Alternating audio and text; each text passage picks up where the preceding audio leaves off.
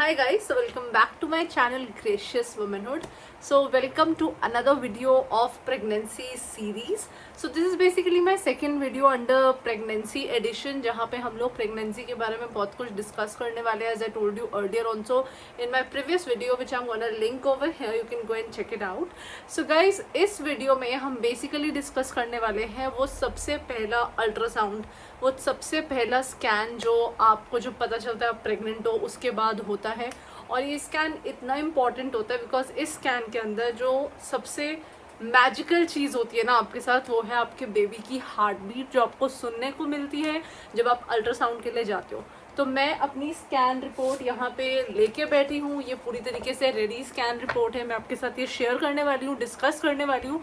और इस scan report के बेसिस पे मैं आपको पहले से ही बताने वाली हूँ कि अगर आप अपने 6 वीक्स to 8 वीक्स के जो अल्ट्रासाउंड में जाते हैं तो वहाँ आपको क्या क्या पता चलने वाला है.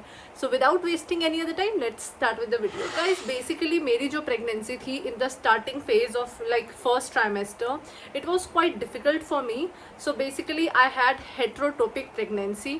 अब ये हेट्रोट्रोपिक प्रेगनेंसी क्या होती है? बेसिकली जब आपके बॉडी के अंदर 2 एम्ब्रियोज इम्प्लांट हो जाते हैं अलग अलग जगह पे, एक आपके यूट्रस में और एक कहीं भी हो सकता है ओवरीज में, फेलोपियन ट्यूब में, जिसको हम एक्टोपिक प्रेगनेंसी भी कहते हैं. So I had that case. But इस हेट्रोटोपिक प्रेगनेंसी के बारे में जो फुल वीडियो है वो इन डिटेल में बनाने वाली हूँ. सो वो आपको आने वाली अगली वीडियोस में मिलेगी.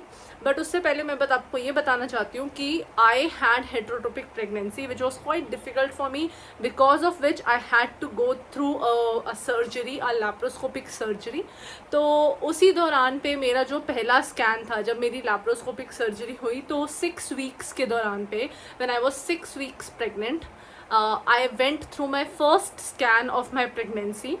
And उस स्कैन के बाद मुझे रिपोर्ट्स मिली. I got these reports and I'm gonna discuss these reports with you. So basically मैंने जो अपनी सर्जरी कराई थी वो Cloud9 हॉस्पिटल में कराई थी. Cloud9 हॉस्पिटल में ही मेरा फर्स्ट स्कैन हुआ था. और basically for our delivery also we are gonna go to the Cloud9 care.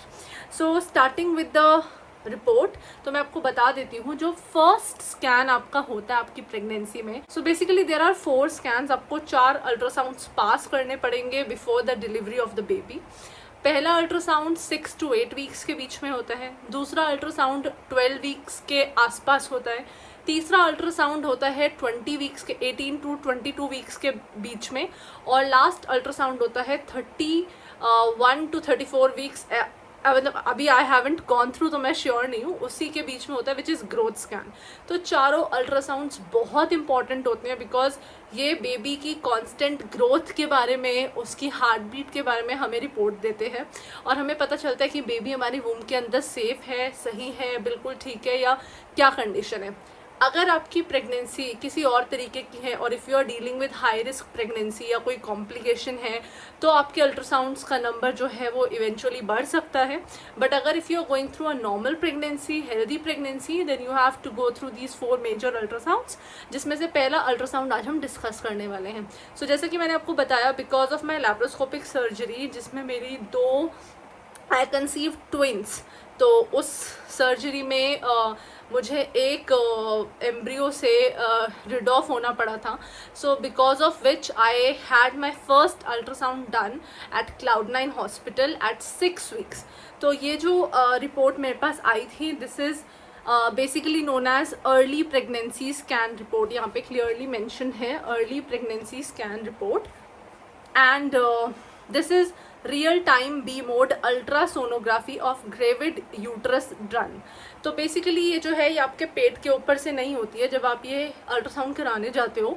So they don't put that sonography machine on your stomach, rather intra uterine ये जो स्कैन है किया जाता है. ये आपके यूट्रस के थ्रू प्रोब को इंसर्ट किया जाता है. It is a long stick जो आपको बिल्कुल पेन नहीं करती है. It's just a little bit uncomfortable, लेकिन वो पेन बिल्कुल भी नहीं करती है. सो उसको आपके यूट्रस के थ्रू बॉडी के अंदर आपके इंसर्ट किया जाता है और फिर आपकी वो जो स्कैन है वो अच्छे से हो पाती है. So this is basically transvaginal, और दूसरा आप इसको इंट्रा यूट्राइन अल्ट्रासाउंड बोल सकते हो. सो सबसे पहले इसमें मैटरनल बॉडी में क्या क्या है वो मेजर किया जाता है। सो बेसिकली सबसे पहले इसमें जो मेजर किया गया है वो है सर्विक्स। तो यहाँ पे सर्विक्स मेजर किया जाता है, जो आपके हिंदी में बोले तो बेसिकली जिसमें बेबी होता है उसका जो मुंह होता है, बच्चेदानी का मुंह, what we call as. So cervix को मेजर किया जाता है उस टाइम पे, और चेक किया जाता है कि सर्विक्स जो है वो टाइटली क्लोज्ड है कि नहीं है। सो पहला ये हुआ। सेकंड जो है वो फीटस सर्वे होता है। फीटस मतलब आपका छोटा सा बेबी, जो उस टाइम तक बेबी बना नहीं है बट वो छोटा सा एक एम्ब्रियो है जिसको चेक किया जाता है। सो फीटस सर्वे जो है वो सबसे इम्पॉर्टेंट है और इसी के लिए हम सबसे ज़्यादा एक्साइटेड होते हैं। इसमें हमें क्या मिलता है, हमें सबसे पहले देखने को मिलता है जेस्टेशनल सैक। तो जो आपका सैक है, जो आपका छोटा सा बेबी है, क्या वो प्रॉपर है। अब ये तो देखो डॉक्टर की सारी जो मैं यहाँ पे टर्म्स बोल रही हूँ, these are all medicinal terms, तो इतना हम लोग को ये नहीं पता होता। बट जेस्टेशनल सैक डेफिनेटली पता है कि जो बेबी का जो सैक है, जिसके अंदर बेबी आपका बढ़ने वाला है, वो देखा जाता है। तो जो सैक मार्जिन्स हैं, जेस्टेशनल सैक हैं, वो देखा जाता है, उसको मेजर किया जाता है। उसकी मेजरमेंट के बाद जो भी मेजरमेंट होती है वो आपकी रिपोर्ट्स में मेजर्ड मार्क की जाती है, लिखी जाती हैं। उसके बाद देखा जाता है क्या योक सैक बन चुका है। Yolk sac 6th week, 7th week, 8th week, इसके बीच में, इस ड्यूरेशन में बनता है। तो आपको परेशान होने की ज़रूरत नहीं है अगर जल्दी आपका योक सैक नहीं दिखाई देता है।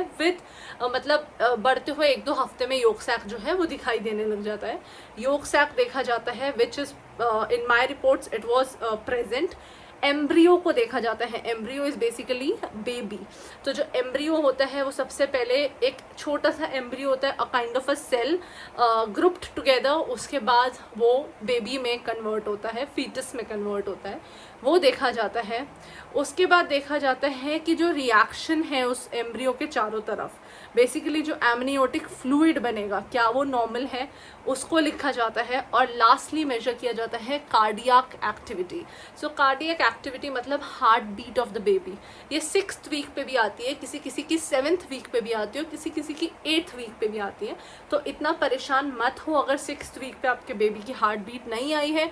थोड़ा सा डिले करके आप अपने डॉक्टर से बात करो, 2 हफ्ते बाद अल्ट्रासाउंड कराओ, तो हार्ट बीट आपको ज़रूर देखने मिलेगी। तो उसमें बेबी की हार्ट बीट मेजर की जाती है। एंड जो मेरे बेबी की जो हार्ट बीट मेजर हुई, it was by God's grace it was 153 beats per minute, which is oh my God too much. लेकिन यही एक बेबी की नॉर्मल हार्ट बीट होती है, जो कहा जाता है कि जितनी मदर की होती है उससे डबल बेबी की होती है। So this is fetal heart rate, जो आपकी रिपोर्ट्स में ज़रूर उस टाइम पे प्रेजेंट होता है जब आप अपने फर्स्ट स्कैन के लिए जाते हो।